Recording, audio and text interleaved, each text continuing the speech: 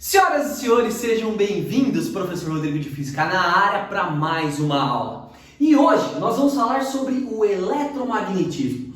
Vamos unir as teorias de eletricidade com o magnetismo e verificar como a passagem de corrente elétrica é capaz de gerar um campo magnético. Então, senhoritas e senhoritas, vem comigo, bora para a aula. Moçada, o eletromagnetismo surgiu por volta de 1820 com o experimento do físico dinamarquês Hans Christian Ørsted. Munido de um circuito elétrico de corrente contínua, desse circuito simples de uma pilha, um resistor e um fio, o Ørsted realizava experimentos quando, em cima da sua bancada, deixou por acaso uma bússola e verificou que a agulha dessa bússola sofria uma deflexão toda vez que a corrente elétrica passava por esse circuito. Aqui, então, nós temos uma representaçãozinha de como foi esse experimento. Moçada, então o experimento de Ørsted é o responsável pelo eletromagnetismo, ou pela sua descoberta, digamos assim. Então, como é que funcionava? No seu experimento ele tinha lá uma fonte de tensão, aqui coloquei um resistor, uma chave liga-desliga e a bússola, a grande responsável por indicar o eletromagnetismo para ele.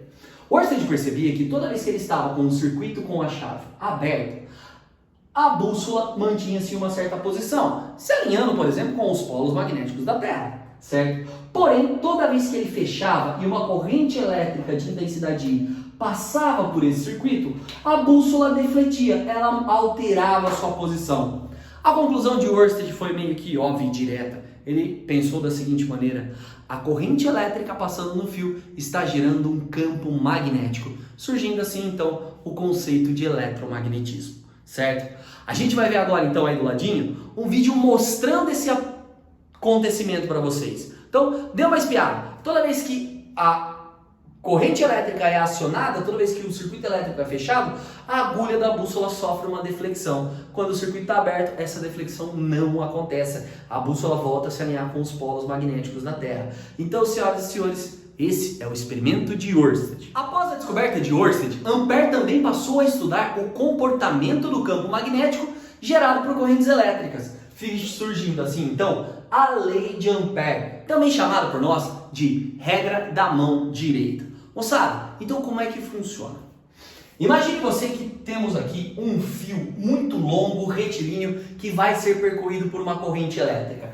Ao redor desse fio vai se formar um campo magnético.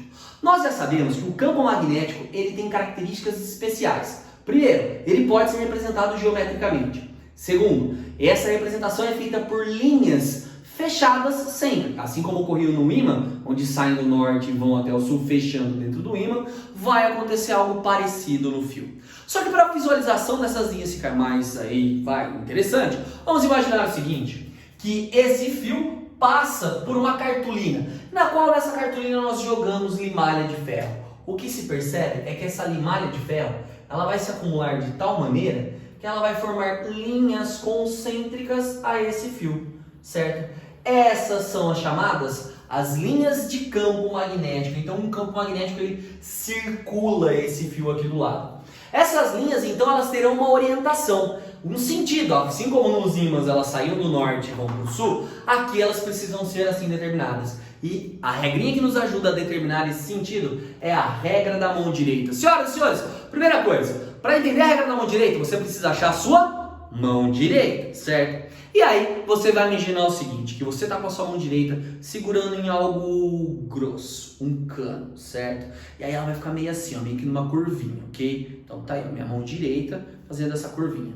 Esse seu dedão vai representar a corrente elétrica. Então, se o seu fio está aqui na vertical, meu dedão fica na vertical, acompanhando a corrente. Se essa corrente estivesse descendo, a minha mão ficaria descendo. Se esse fio estivesse de lado, minha mão ficaria de lado e assim por diante. E aí, aquele seu formato de curvinha, ele serve para você realizar um tapa. Você vai dar um giro com a sua mão e assim você vai identificar facilmente qual é o sentido do campo. Então, por exemplo, aqui, esse campo ele estaria dando a volta nesse sentido, que nessa perspectiva nós podemos adotar como sendo um sentido anti-horário, certo? Moçada, o vetor campo magnético, como a gente conhece, aquele vetor que dá o valor do campo magnético naquela posição, ele vai ser, por exemplo, tangente aqui. O vetor magnético vai ser indo lá para dentro. O vetor campo magnético vai ser saindo desse plano aqui, e lá no fundo ele vinha de ladinho, e assim por diante. O valor desse vetor campo magnético, ele pode ser dado a partir da seguinte expressão.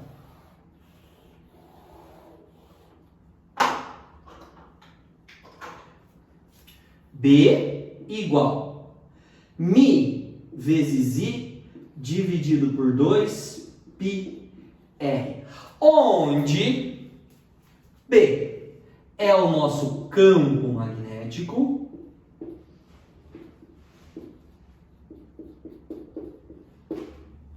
e a nossa corrente elétrica, R, o ponto onde nós vamos medir a intensidade desse campo magnético. Então, por exemplo, se eu escolho medir o vetor B nessa posição aqui, esse seria o meu valor de R. Mas se o meu campo B vai ser medido numa posição aqui mais próxima, esse vai ser o meu valor de R e assim por diante. Então, R corresponde à minha distância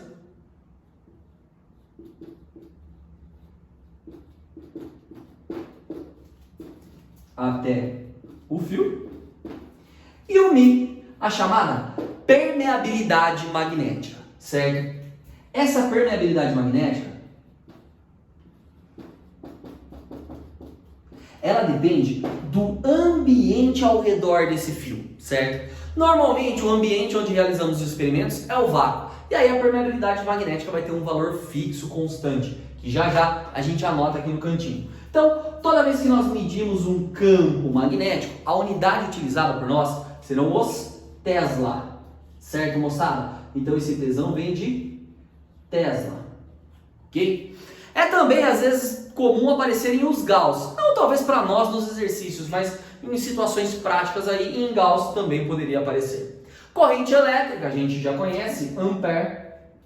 Distância até o fio, dada sempre em metros. O 2π aqui vem a ser um fator geométrico e a permeabilidade, se ela for no vácuo, provavelmente vai assumir o valor de μ0, que é de 4π vezes 10 a menos 7 Tesla vezes metro dividido por ampere. E assim como toda constante, você não precisa se preocupar, pois esse valor o exercício vai lhe informar. Então, senhoras e senhores, o campo magnético gerado ao redor de um fio segue a lei de Ampere, a regra da mão direita. Mas o que acontece quando a gente muda o ponto de vista com relação a esse fio? O que acontece quando a gente olha ele de uma maneira um pouquinho diferente? Vamos dar uma espiada. Uma das maiores dificuldades que normalmente se encontra na hora de se estudar o campo magnético gerado pelo fio é entender a tridimensionalidade do problema. Principalmente, moçada, porque representar situações tridimensionais em ambientes bidimensionais, como no papel, muitas vezes não é uma tarefa tão fácil assim. Então a gente viu ali numa figura anterior um campo, de certa forma, representado de forma tridimensional, certo? Porém, agora eu vou dar a bidimensionalidade para esse campo. Então, por exemplo, na situação que nós vimos agora há pouco, nós vimos que existe uma corrente elétrica. Ela está subindo aqui, um campo magnético apareceria girando aqui ao redor desse fio. Só que isso pode ser representado de uma maneira um pouco mais simplista, mais ou menos assim. Se o campo magnético ele faz esse trajeto aqui, ó, ele dá a volta, vai lá pelo fundo e vem aqui pela frente e faz isso, nós poderíamos imaginar que lá por trás do fio, ele estava ali, o vetor campo estaria de lado. Aqui desse lado, o vetor estaria saindo do plano, e assim nós representamos o vetor saindo, e enquanto desse lado aqui, um vetor entrando no plano. Então nós ainda continuamos com a ideia de que o vetor, ou que o campo, ele está tridimensional, girando aqui ao redor. Olha lá a minha mão direita, ó, fazendo movimento de giro, certo? Mas assim a gente representa de forma bidimensional, como se cortássemos a tridimensionalidade. O que aconteceria se invertermos o sentido da corrente? Então, aí, invertendo o sentido da corrente, nós invertemos as direções de campo. Agora, o campo magnético ele entraria desse lado aqui do fio e sairia desse lado do fio.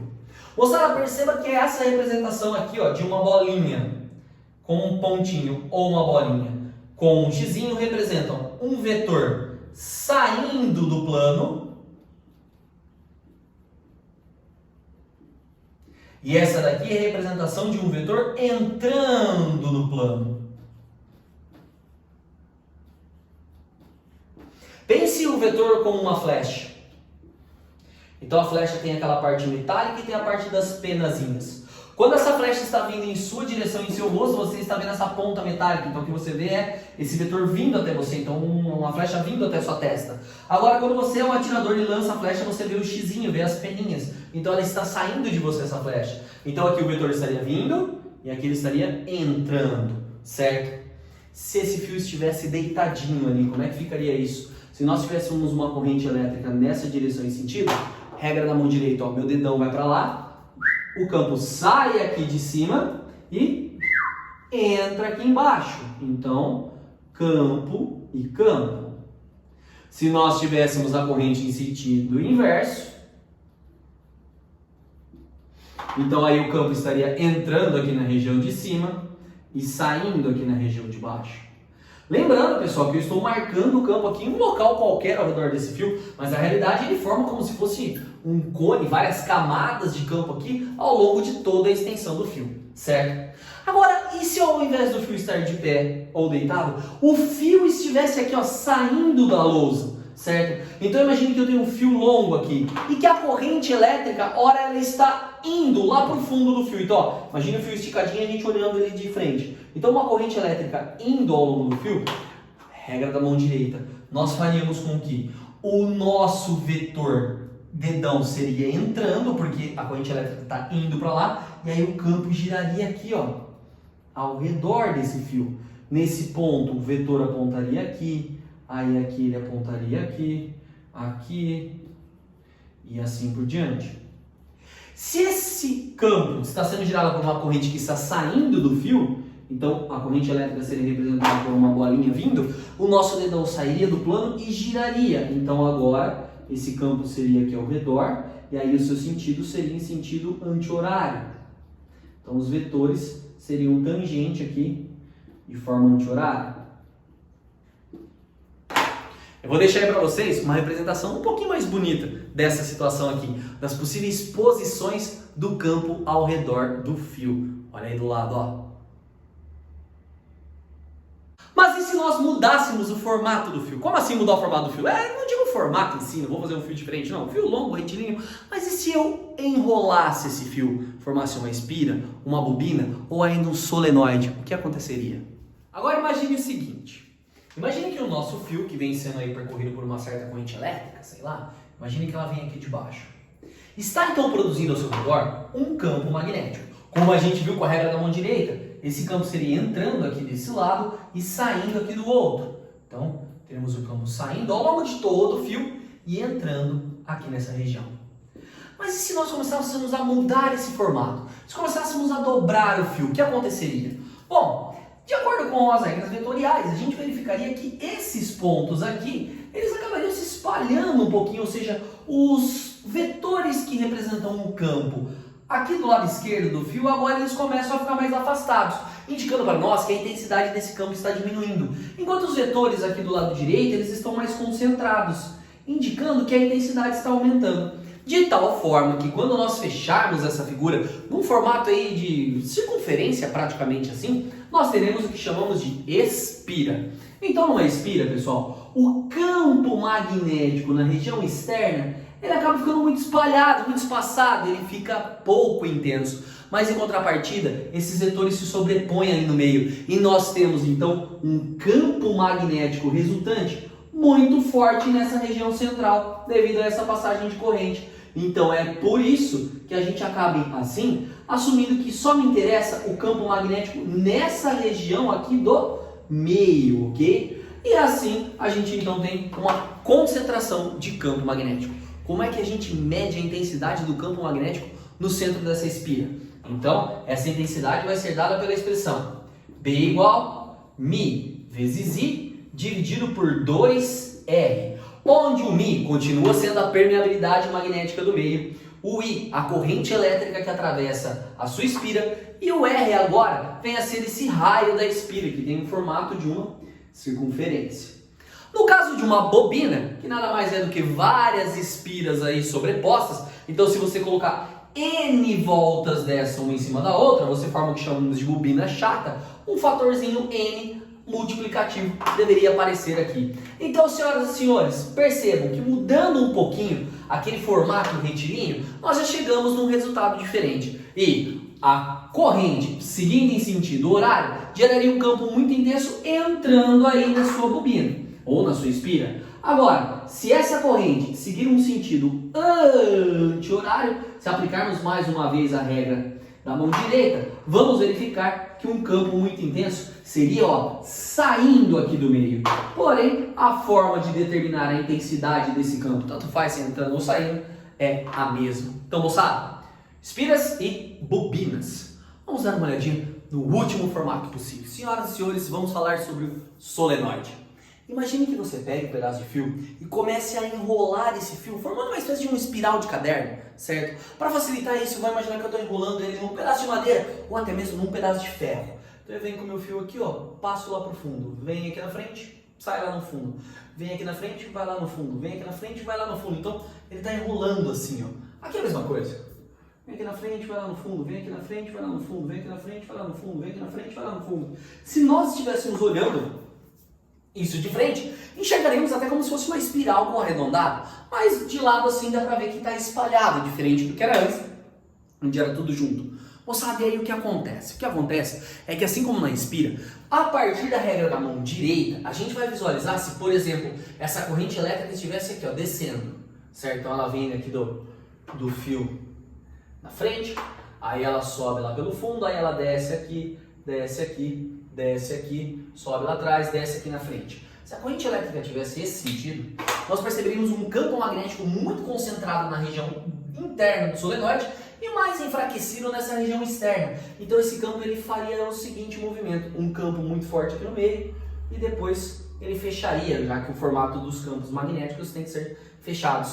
E justamente esse núcleo aqui do meio, sendo o núcleo de ferro, ele passaria a ter um comportamento muito parecido com o comportamento de um ímã. Nós temos então aqui um polo norte e aqui então o seu polo sul. Aí você então entende o que viria a ser um eletroímã.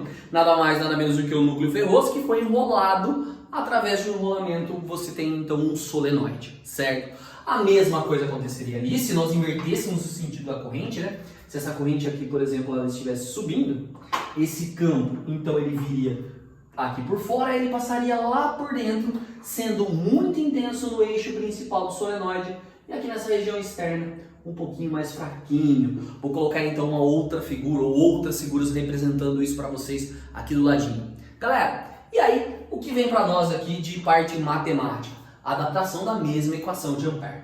O campo magnético aqui vai depender de outros fatores. Ele não depende apenas mais da corrente, ele também depende do número de voltas. Então, número de voltas vezes o ambiente, a permeabilidade, a corrente, e também depende do comprimento desse solenoide. Então aqui eu vou dividir isso tudo por L. E finalmente temos uma última relação.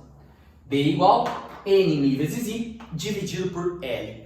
Galera, em nosso encontro ao vivo, eu vou te ensinar um macete para você ver aí como memorizar as três equações, a do fio, a da espira e a do solenoide. Digamos que para esse horário aqui ela é meio imprópria, então a gente deixa para falar pessoalmente, fechou? Moçada, e assim a gente encerra a primeira parte do eletromagnetismo, a corrente elétrica sendo produtora de campo magnético. Um beijo a todos e até a próxima aula. Tchau!